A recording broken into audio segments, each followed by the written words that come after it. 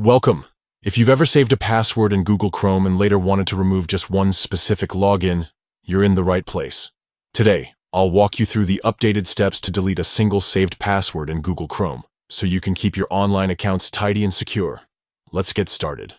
First, open Google Chrome on your device. Make sure you're signed in with your Google account, especially if you use password sync across devices. Once Chrome is open, look to the top right corner of your screen and click on the three-dot menu. From this menu, select Settings. This will take you to Chrome's main settings page, where you can manage everything from privacy to appearance. Next, scroll down until you find the section labeled Autofill and Passwords.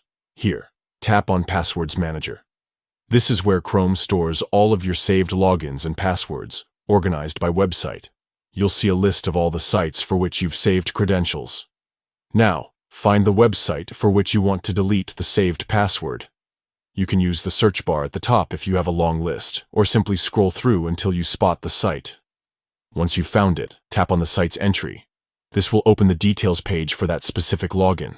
On this page, look for the Delete option. Tap Delete, and Chrome will ask you to confirm your choice. Confirm the deletion, and just like that, the password for that site is removed from your saved list.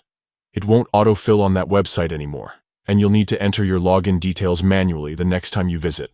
That's all there is to it. Deleting a specific saved password in Google Chrome is quick and straightforward, and it's a great way to keep your online security in check. If you found this guide helpful, don't forget to like, subscribe, and check out our other tech tips. Thanks for watching, and stay secure online.